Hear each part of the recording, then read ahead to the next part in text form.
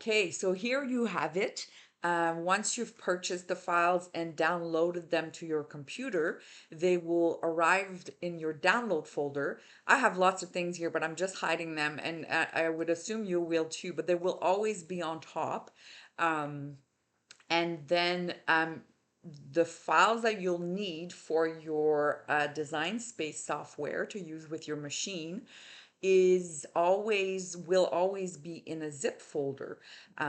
So what you need to do before you can upload them to Design Space is save them somewhere else. So open your zip folder. You can extract them with this here. Your computer will be different maybe a little bit, but I always just select them and cut them to take them out, and then create a new folder so that I know exactly where I have put my files. I will name the pattern that I'm making, and then I will put them in that folder. So once I have the folder and the files extracted from the zip folder, I can even just delete that folder.